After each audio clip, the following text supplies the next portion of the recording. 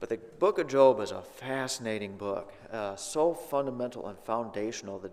The depth of thought that you can put into this book is really, really astonishing. And so I hope you enjoy going through this book. I know it's always one of my favorites because just the amount of thought and truth and depth in this book is unbelievable. Book of Job, I put up here, God's refining trials on a servant with a patient of Job. The patience of Job is a phrase that we use a lot. And I put that up there and with a question mark at the end, because I wonder sometimes if we make Job just a little bit too glossy to be accurate. Was a refining trial for Job. The book of James talks about refining trials, how God can bring problems into our lives to teach us things and to make us grow, and so that we come out better on the other end than what we started. Is that why God brought the trials to Job's life? I don't think it is. In fact, the first couple of chapters tell us that's not really true. And with the patience of Job, he did endure through. I think the New Testament refers to him as having patience. But it wasn't a quiet ride for Job. It was a very turbulent one and a very difficult one. So we're going to look at what really happens to Job throughout the book. The author of the book of Job, I put question marks there. We're really not quite for sure who wrote the book. We obviously know who the main character was in the book. That was Job. Did he actually write the book? We're not really sure if he did. And also the readers. Who are the initial readers that would have read this book? Also not exactly sure, because we're not entirely sure of the time and place and when it was written. It's hard to say what the settings were.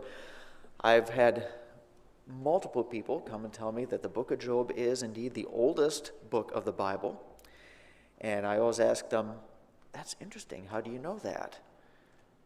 And with all due respect, I'm not trying to insult anybody, but I've not really gotten a solid response on that. Everybody says, oh, it's the oldest book, and they throw that out there and they walk away. And I say, how do you know? And nobody seems to know how they know. And well, if you don't know how you know that you know, then I don't know either, I guess. And I'm not sure if it is the oldest book or if it's not. So the setting is also inconclusive. We're not exactly sure when or where it was written, but the message we do know for sure. God is worthy of our worship and devotion simply because of who he is and not for anything else. Now, let's try to narrow it down just a little bit. Well, we don't know for sure when or by whom it was written. We might have some clues, and this might help clue us in just a little bit. Job may have lived, as far as Job the person himself, sometime between Noah and Moses, and most likely somewhere in the neighborhood of the time of Abraham. Why do I even say that? Where do I get that? Here's why I say that. And you can take this or leave this. This is not ironclad conclusive evidence. This is my best guess, best available information. Every decision we make, by the way, as people, is on the best available information theory. Did you know that? We don't know anything for sure. Everything is the best available information. When you got in your car this morning, you were assuming it would start because that was the best available information. It usually starts. And when you came here, you assumed there would be a church building at this place because every other Sunday you've come. But you didn't know for sure. It could have burned down or it could have been an earthquake. That's a sidetrack. That's just a thought thing for you. But here's the best available information that I know of in terms of placing who and where Job was. If we were to draw a timeline of all of human history with the Garden of Eden on the left-hand side and eternity on the right-hand side and major events of human history throughout there, you have Adam, you have Noah, you have Moses, Christ, the day of the Lord, that's his second coming, the millennium, and chart that out. That little time frame between Noah and Moses is where I'm thinking of for these reasons. Job chapter 5 verse 10 says, he gives rain on the earth and sends water on the fields. Why would that be a clue of when this might have happened?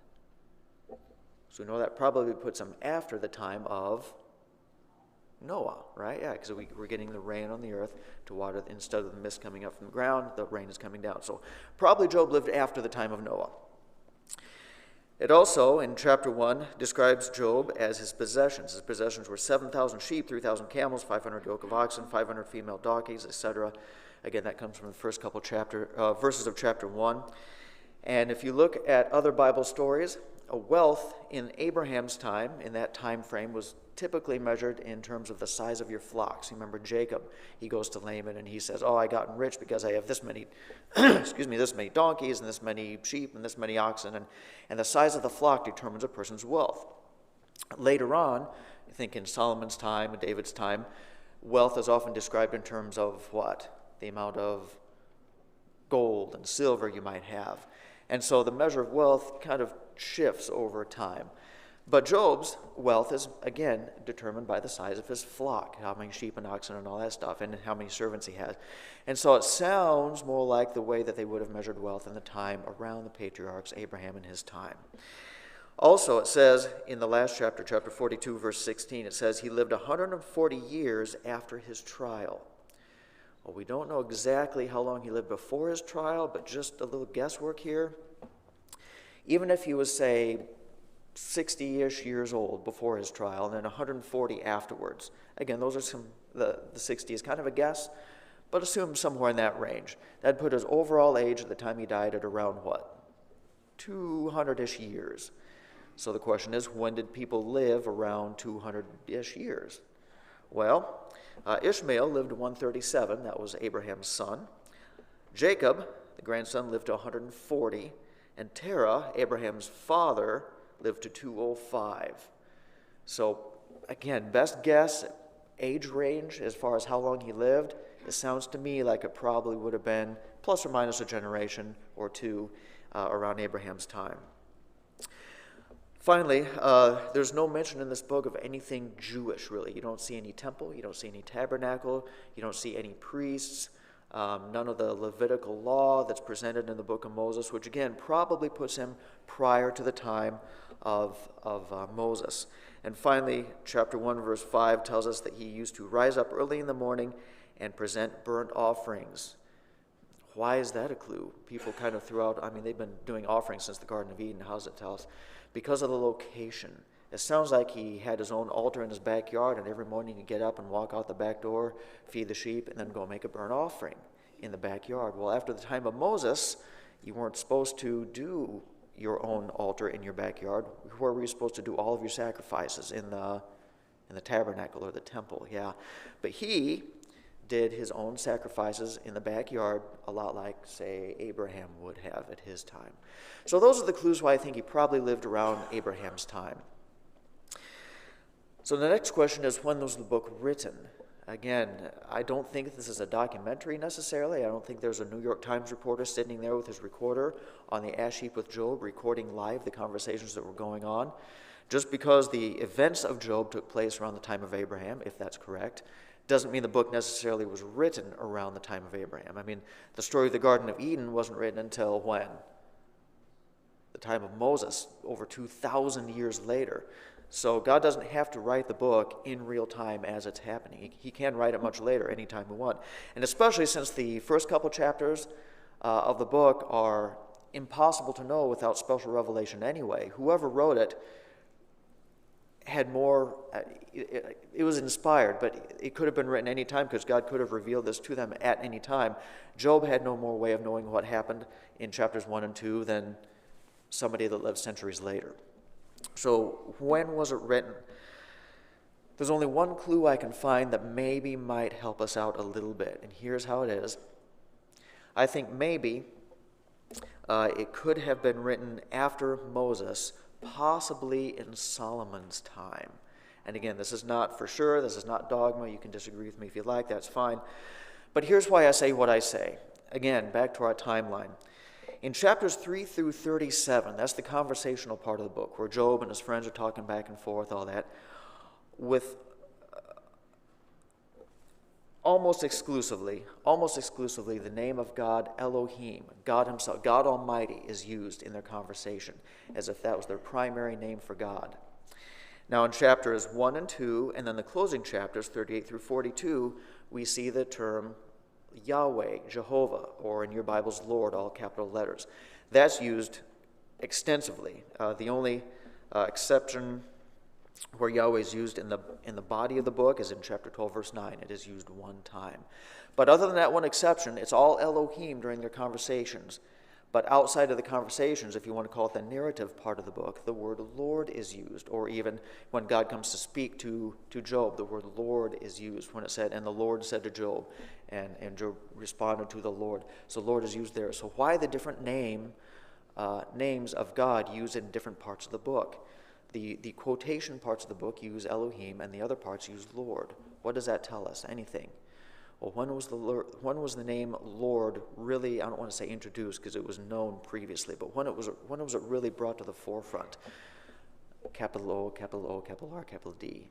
That would have been in the time of, when was that really revealed? This is my name, and this is how you shall know me from generation to generation. God told that to Moses in the burning bush, right? And after that time, throughout the writings of Moses, the name Lord was used, because that's how the people referred to him then at that time. And so that suggests maybe to me that Job would have been, again, before the time of Moses, but maybe the book itself was written after the time of Moses, because the beginning and end of the book use the name Lord extensively. Again, you can like that or not, that's fine. Also, the book of Job, especially, again, the conversational part, written in beautiful poetic form. Well, probably, if you're running for your life in Canaan with Joshua fighting wars, or you're being oppressed by the Philistines, or you're starving to death because of the Midianites, you're probably not writing a whole lot of beautiful poetry. You're just trying to find something to eat, to survive. When was a lot of beautiful poetry type writing written? That would have been after the time of Moses. A lot of it was written in David and Solomon's time. Now, again, is that conclusive ironclad evidence that it was written then? No, it is not. It could have been written another time. But best available evidence to me says probably Job lived in the time of Abraham, but the book might well have been written around more David or Solomon's time. Again, you can like that or not, that's fine. And you can disagree with me or not, and that's fine too. But to get back into the book itself, the first 2 chapters introduce the whole theme of the book, the whole purpose of the book, doesn't it? This book is all about determining why does Job really serve God. Chapter 1, verse 1, we learn a little bit about who Job is. There was a man in the land of Uz whose name was Job. And that man was blameless and upright. He's one who feared God and turned away from evil. There were born to him 7 sons and 3 daughters, and he possessed 7,000 sheep, 3,000 camels, 500 yoke of oxen, 500 female donkeys, and very many servants, so that this man was the greatest of all the people in the East.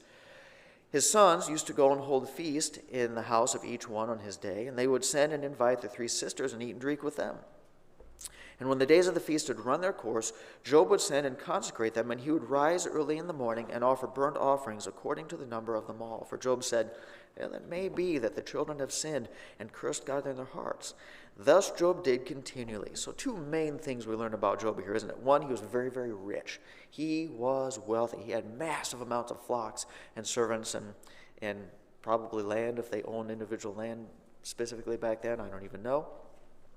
But he was very wealthy. God had been very good to him. We also know that he was very righteous. He's very concerned for piety or holiness, whatever you want to call it. He would get up, he would consecrate himself, even for his kids, it said, just in case, on the off chance that one of my kids thought an improper thought towards God or cursed God in their thoughts or in what they said, just in case, I'm going to get up and offer a sacrifice for each one of them to purify them. Deep reverence for God, very upright, very pious, very holy, very dedicated to God. So the question is, why was he so dedicated? What's the basis for his dedication to who God is? That's what we start to address in the next part of the book. The next part of the book, we see a statement coming up. Now there was a day, verse 6, when the sons of God came to present themselves before the Lord, and Satan also came in among them. And the Lord said to Satan, "So, where do you come? What you been up to?" Satan answered the Lord, going to and fro in the earth and walking up and down on it. I've just been meandering around, kind of looking for problems to cause. It's just another day. And the Lord said to Satan, "Have you considered my servant Job, that there is none like him in the earth, a blameless and upright man who fears God and turns away from evil?" And it's fascinating, as the guys brought up this past summer. It is not Satan who initiates this conversation about Job. It is God. God says, "Hey, Satan, take a look at my man Job down there. Have you ever seen such a great guy? He loves me. He's dedicated to me. He serves me with all of his heart. He's super vigilant about being holy and blameless before me. That's my guy." And Satan looks back at God. In verse 9, he answers the Lord and says, "Does Job fear God for no reason? Have you not put a hedge around him and his house and all that he has on every side? You've blessed the work of his hands, and his possessions have increased in the land. But if you stretch out your hand and you touch all that he has, he will curse you to your face." And the Lord said to Satan, "Okay, behold, all that he has is in your hand. Only against him do not stretch out your hand." So Satan went out from the presence of the Lord. And Satan looks at God and says, "You think he cares about you for you? The only reason he serves you, God, is because you make him rich. There's a good paycheck in following you, God, and he's going to sacrifice all day long if it makes him a multimillionaire. But if you were to take away all the stuff that you give him, if you were to cut off that paycheck, he would walk away from you so fast you wouldn't know what hit you." And God says what? "Okay, let's see. You can take away whatever you want. Don't hurt him himself, but you can take whatever you want from him." And Satan rubs his hands together and says, "This ought to be a good time. Let's see what happens. Because if I do this," Satan says, "he will turn and curse you to your face. He will say, 'You are no longer my God. I'm no longer your servant. Get out of my life, God.'" That's Satan's accusation. So verse 13, "There was now a day when his sons and his daughters were eating and drinking wine in their oldest brother's house. And there came a messenger to Job and said, 'Uh-oh, the oxen were plowing and the donkeys were feeding beside them, and the Sabeans came and fell on them and took them and struck down the servants with the edge of the sword, and I alone have escaped. All your donkeys, they're gone, and the oxen, they're gone.' And while he was yet speaking, another came and said, 'The fire from God fell from heaven and burned up the sheep and the servants and consumed them, and I alone have escaped to tell you.' The first guy didn't even get done telling his story. And the second guy shows up out of breath, all kind of charred and dirty and sweating. He says, 'Another thing happened. The sheep are all gone. The servants that were watching them, gone.' Verse 17, while he was yet speaking, there came another and said, 'The Chaldeans formed 3 groups and made a raid on the camels and took them and struck down the servants with the edge of the sword, and I alone have escaped to tell you.' And while he was yet speaking, there came another and said, 'Your sons and daughters were eating and drinking wine in their oldest brother's house. And behold, a great wind, a tornado came across the wilderness and struck the 4 corners of the house, and it fell on the young people, and they are dead. And I alone have escaped to tell you.' And what sounds like within the course of 15 minutes to half an hour, Job went to a very wealthy, very happy, very satisfied, very full man to somebody who has absolutely nothing. Imagine that. Just imagine that. All at once. And you wonder what Job was thinking as he heard these stories. Was he thinking this is just coincidence? I don't think so, because of the statement that comes next. But tragic, amazing loss. He lost everything. Imagine your house burns down, and then 5 minutes later, your phone buzzes, and all your stocks and your savings and investments have crashed, and you've lost everything. And then you look over, and your car's on fire, so you don't have a car anymore, and you're standing there in your driveway, and you have nothing left. And what do you say? What do you even say? Here's what Job said, verse 20. Then Job arose, and he tore his robe, and he shaved his head, and he fell on the ground and worshipped. So he didn't just shrug this off and say, "Oh well," because it's not just an "oh well" moment. But here's what he said, verse 21. He said, "Naked I came from my mother's womb, and naked I shall return. The Lord gave, and the Lord has taken away. Blessed be the name of the Lord." God gave me all this stuff. It was ultimately his, and he's, for whatever reason, decided to take it back. Blessed be the name of the Lord. What do you think about that response? Is that a good response or a bad response? All right. Too many stoic faces. We need to do a thumb vote. Thumbs up is good. Thumbs down is bad. Was this a good response or a bad response? Thumbs up if you think it's good. Thumbs down if you think it's bad. I saw lots of ups and no downs. Good for you. Yes, that was a good response. We know that from verse 22. It said, "In all this, Job did not sin or charge God with wrongdoing." Job didn't sin a bit. He didn't accuse God he didn't get angry at God. He didn't walk away from God. Everything is fine. And Job retains his upright and moral and perfect status. But we're not done yet, are we? We continue on in the next round. Chapter 2, verse 1. Again, there was a day when the sons of the Lord came to present themselves before the Lord, and Satan came among them to present himself before the Lord. And the Lord said to Satan, "So, from where have you come?" And Satan answered the Lord and said, going to and from the earth, walking up and down on it, just another day. Oh, by the way, I decimated your servant. But other than that, it's been kind of boring.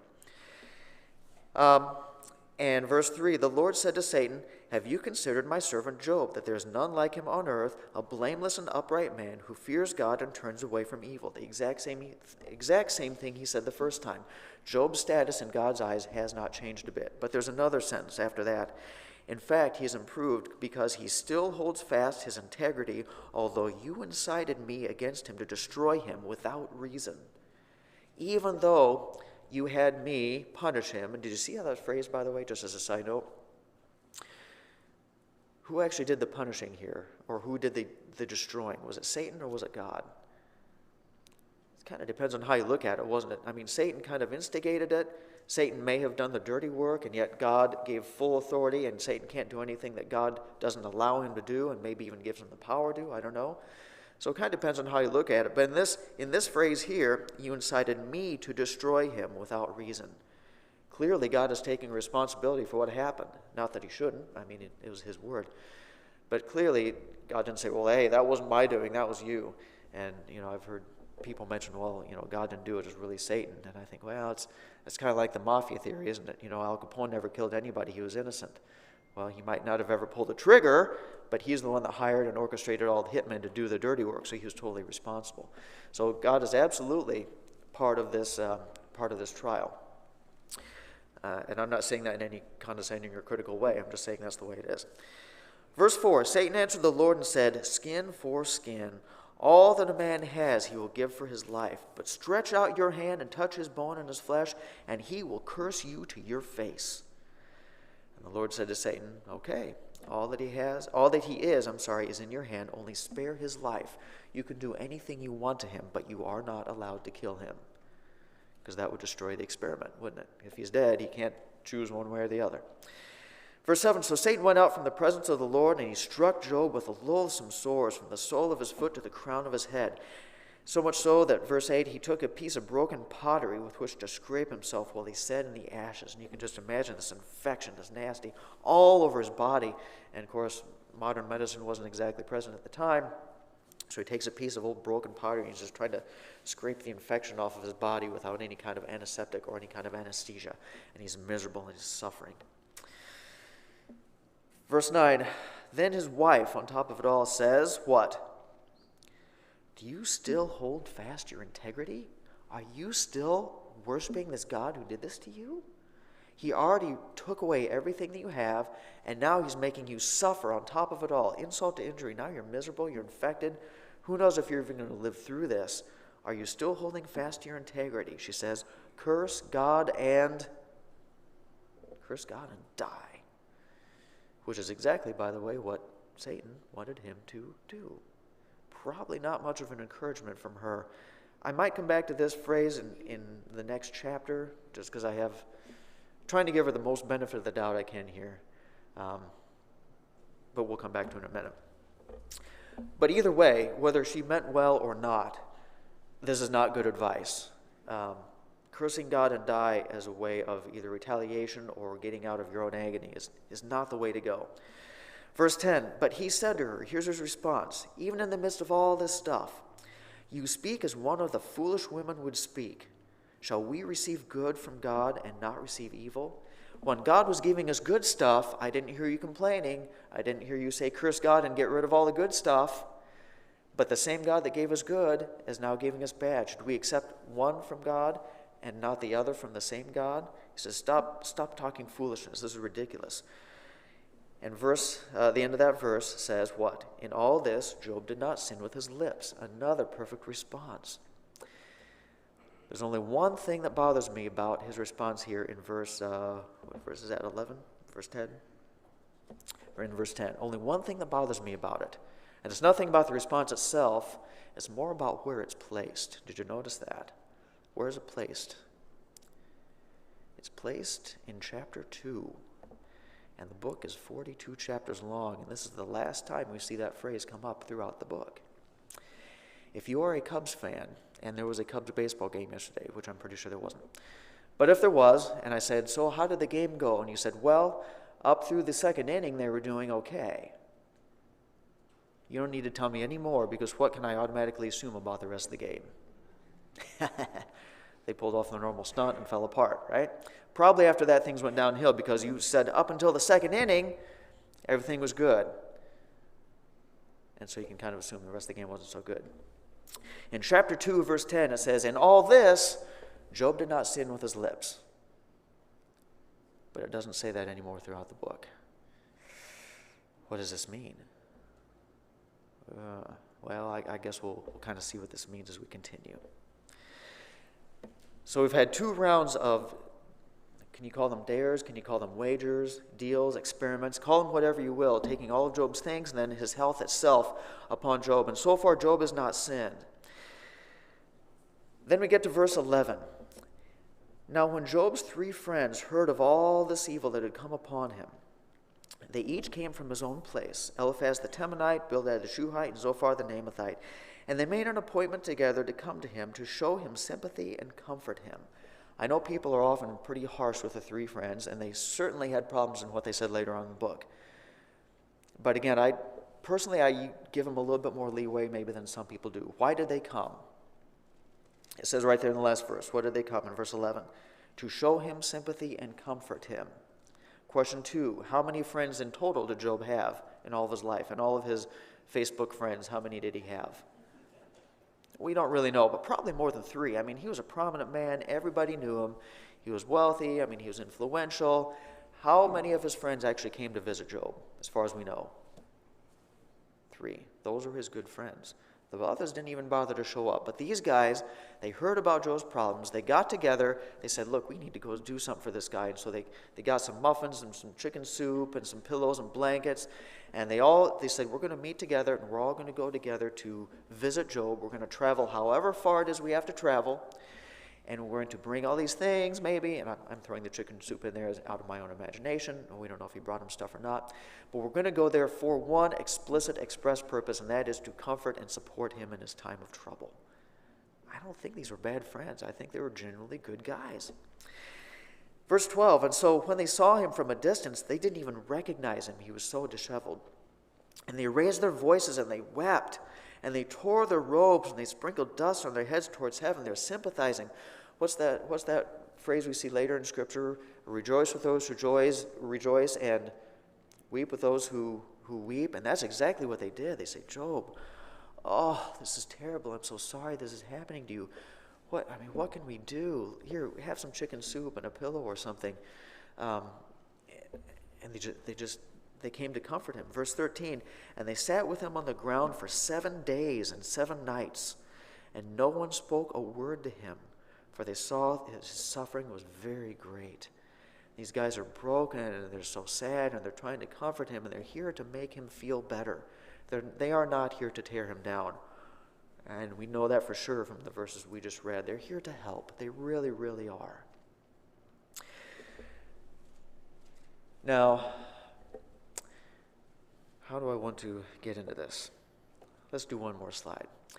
The rest of the book is kind of parceled out like this, or at least by the rest, I mean chapters 3 through 41.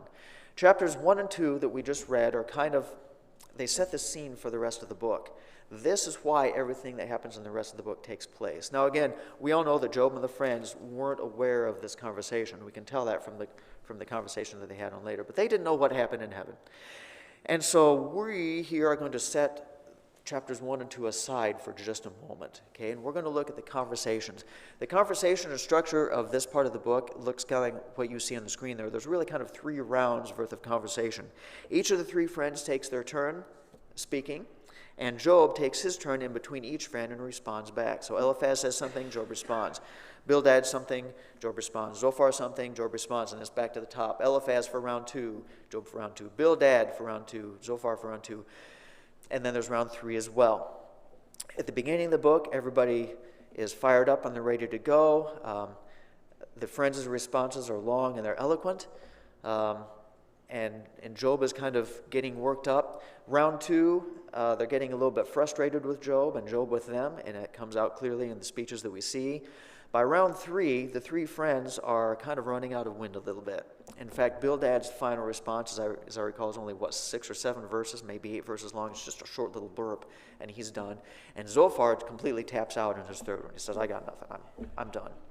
Job, on the other hand, the more he talks, the more worked up he gets. And by the end of the conversation, Job's last soliloquy, he just goes on 5 or 6 chapters. I think it's 6 chapters long. He just goes on and on and on and on. So lengthwise, it appears that Job is winning the argument. Now, neither side is conceding to either, and we'll get to that later. Then in steps Elihu. We'll go into him in detail later. Elihu is a surprisingly controversial figure, and every time I bring up Job, somebody has a different view of who Elihu is. Again, let's do another thumb vote, just because I'm curious. Who in here says Elihu was a good guy bringing good messages with good intent?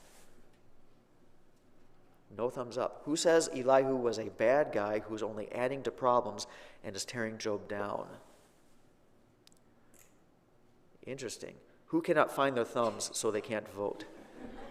Good, I saw somebody's thumb go up. Let's think about that for a minute. Okay, well, we're going to cover Elihu when we get there. And then finally, after Elihu's comments, God himself steps in, and he has a little conversation time with Job as well. And we'll cover that. But that's the structure of where we're going here. And as I said, these guys weren't aware of chapters 1 and 2, and they just start having a conversation. Have you ever had a conversation with somebody or been in a group? I guess the easiest analogy I can think of is if you've ever gone to college or school or been around with friends, and they're all sitting around the dorm room, it's after classes and it's evening, and somebody brings up a topic, whatever it is, something about school, something about sports, or somebody they know on campus, whatever it is, and somebody says something, and they say their piece and they get done, and then somebody else speaks. What determines what the second person says? I mean, this is kind of a vague question. It's probably not real well asked. But the second person is probably going to respond in some way to what the first person says, right?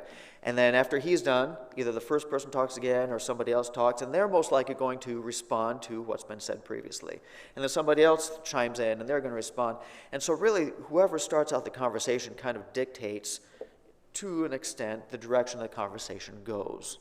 Right? Is everybody okay with that? You know what I'm talking about? Maybe sitting around a campfire in your backyard or whoever, and you have your little burn barrel there, and a bunch of your friends are there, and somebody starts talking about something, and somebody else chimes in on their thoughts, and somebody else chimes in their thoughts. That's just how human conversations go. And I think that's exactly what happens here.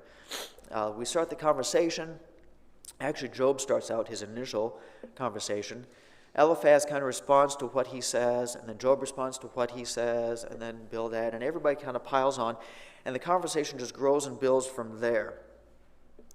And so because of that, because they don't know chapters 1 and 2, because of the way the conversation goes, I want to approach this book, especially the conversational part, kind of in the same way.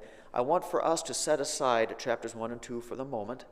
1, because they didn't know about it, and 2, in our lives as we deal with problems and we ask questions and we try to understand why, and we deal with our own relationship with God and the things going around us and the things happening to us, we also we really don't know if there's a chapter 1 or 2 to our lives, why things always happen. We don't have an inside scoop to why God does what he does all the time. And so I kind of want to set aside that for the moment. I promise you we will come back to it. But as we look at Job and in the conversation with his friends, I want us to just evaluate them on their own merit, and then we'll put it all together at the end. Does that make sense to everybody? Is that okay? Okay, here we go. The conversation starts out with Job himself. It is not the friends who just start out attacking Job. We're going to get you, Job. We're going to tear you down. Again, that's not why they're there. They are there to comfort and help and support. But Job is the one who opens his mouth first. Now again, how long has Job been suffering at this point? What's been going on? We know what happened, but what's the time frame here? How long has it been since Job's livestock have died? We know it's at least been more than 7 days, right? Because the friends sat there for 7 days. How long was it between when the livestock died and when he got his health fell apart and Satan attacked his health? How long was that? Really don't know, do we? Was it the day after? Maybe. Was it the next week? Maybe. Was it a month later? Was it a year later? We don't really know. We have no idea. How long was it between when Job's health failed and the 3 friends finally saw on Facebook that Job was having problems, And they finally got together, and they finally organized, and they finally traveled however far it was they had to travel to meet together, and they finally traveled however far it was to get to Job. How long did all of that take? Again, we don't really know. We can only guess at this point, but I'm going to guess it's been at least months that he's been suffering. Maybe a year, maybe more, since the first livestock died. We have no idea, but it's not like this just happened yesterday and so he's spouting off.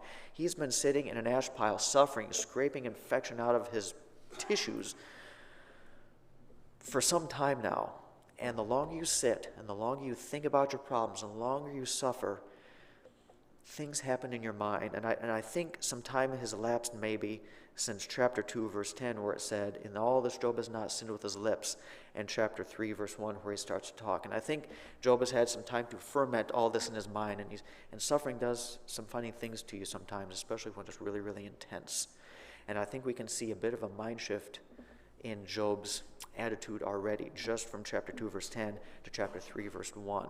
And again, I'm not pointing fingers at Job. I'm really not, because nothing like this has ever happened to me. And we can sit here in comfort and say, Job, you shouldn't say things like that. And it's easy for us to do because we're not suffering like that. But he was an immense, immense trial. And so he opens his mouth in chapter 3, verse 1, and he starts talking.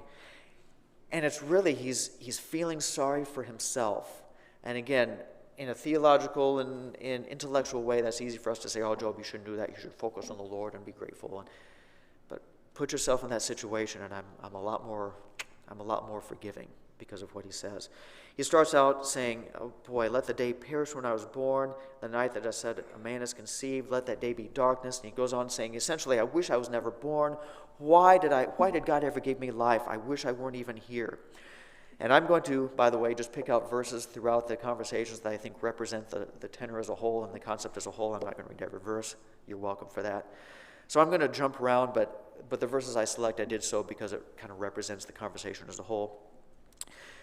Chapter 3, verse 11. It says, why did I not die at birth? Come out of the womb and expire. Why did the knees receive me, or why the breast that I should nurse? For then I would have laid down and been quiet. Then I would have slept, and I would have been at rest. Verse 16, why was I not hidden as a stillborn child, as infants who never see the light? There the wicked cease from troubling, and there the weary are at rest. Why was I even born? Is this why I was born, just to suffer and be miserable the whole time? I wish I were not here. Frankly, at this point, I wish I were just what? I wish I were just dead. I'm in such pain. I'm in such agony. I've lost everything. God has reduced me to nothing. Well, he doesn't say that yet. But I've been reduced to nothing. I wish at this point I could just die. I really do. I just wish I could be at peace and rest and just die. And wishing I could just die reminds me of the conversation his wife told him back in chapter 2, where she said, Job, just curse God and die. And again, was that because she was angry at God and she just wanted to get rid of God like Satan wanted Job to do? Or was she looking at her husband who is miserable and wishes death upon himself, but it doesn't seem to come? And he could not, because God told Satan he is not allowed to die during this trial. Even Job wanted to die, and God was even prohibiting that release from him. And his wife, who cares about Job, says, oh, Job, I just want you to not have to suffer anymore. Maybe the best way for this is death, and the best way I know of death for you is to what? Just curse God and die. Just be done with the suffering. I can't stand to see you like this anymore. What was going through her mind? Was it compassion or was it anger? I really don't know. I just don't know. But continuing on, why did I not die? Why wasn't I stillborn? He continues on to say, verse 20, why is this light given to him who is in misery, and life to the bitter in soul, who long for death, but it comes not, and dig for it more than hidden treasures, who rejoice exceedingly and are glad when they find the grave. People in my situation are happy to see death come because it's better than what I'm suffering right now. At least that'll be a release. Why is light given to a man whose way is hidden and whom God has hedged in? If this is all God has in store for me the rest of my life, I wish he would just end it now. I just do. I wish he would make it over with. I'm ready to be done. because my suffering is so great. Now you're the three friends, you're Eliphaz, and you're sitting here and you're hearing Job say this, and you feel the weight and the agony that he's going through, and you have pity on him, and you have compassion on him. What do you want to do for him, besides give him chicken noodle soup? What do you want to do for him? Come on, what do you want to do? You want to help him figure out the problem and solve it for him, don't you? And so you start thinking, man, what can I do? I mean, clearly, they all believe this is from God. They understand this. There's too much happened in a short time for this not to be from God. So what's the most likely way that I can help Job have God stop doing? Why is God most likely doing this to Job that I can help solve? What's the logical answer? God has brought a whole bunch of trouble on Job. I want to help Job solve his problem so that he doesn't have to suffer anymore. What's something I could maybe suggest that might help him? What do you think? You're Eliphaz. What do you do? Let's start taking a guess. What's one common reason why God might bring trouble upon a person? He might have sinned. Do you think it is wrong, evil, and inconsiderate for Eliphaz to bring this up at this point? People often jump on him at this point and say, you should be supporting him and not tearing him down.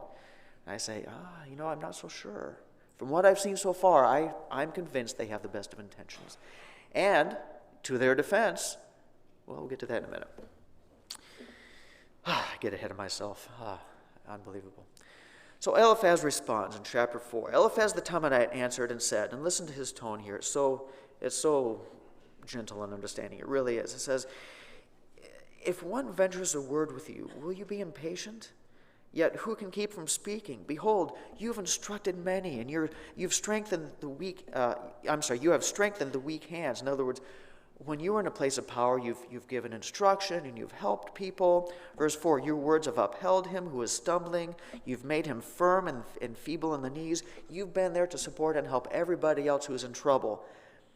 Verse 5, but now it has come to you, and you're impatient. It touches you, but you're dismayed. Now it's your turn to be in trouble. Now you're the one suffering. Maybe I can help you now. Maybe I can return the favor.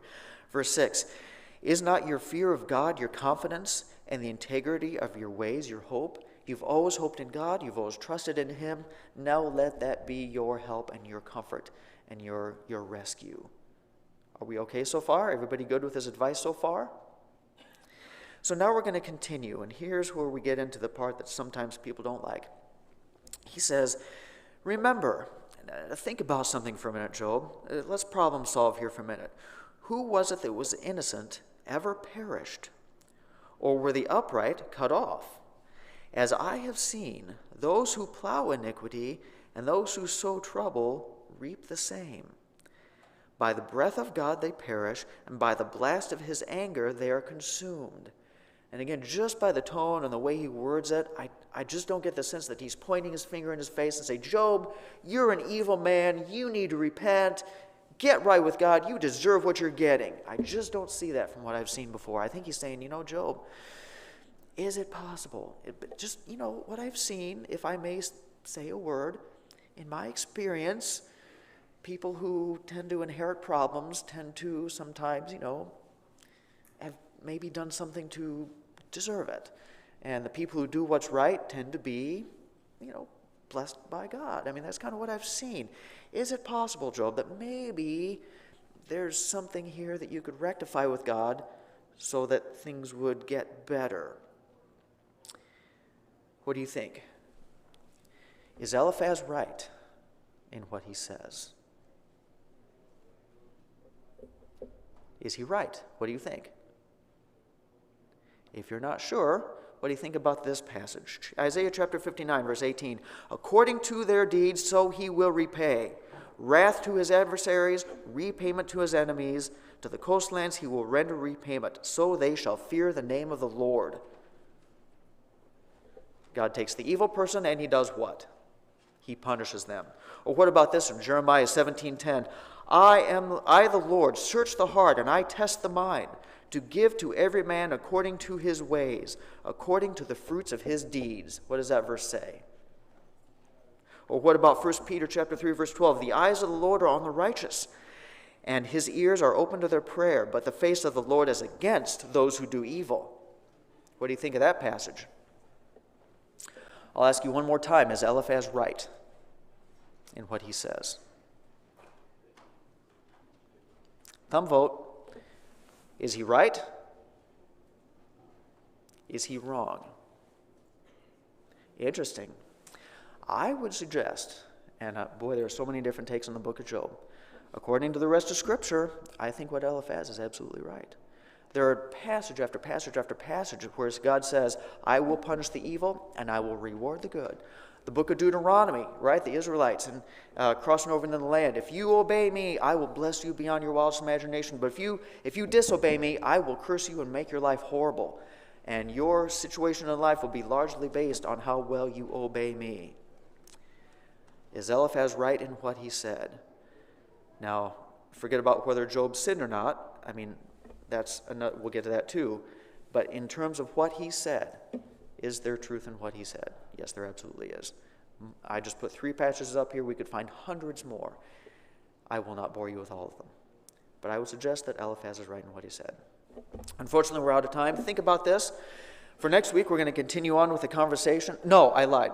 That is not true. Next week, we have a band from Maranatha who will be here. We'll have a combined Sunday school.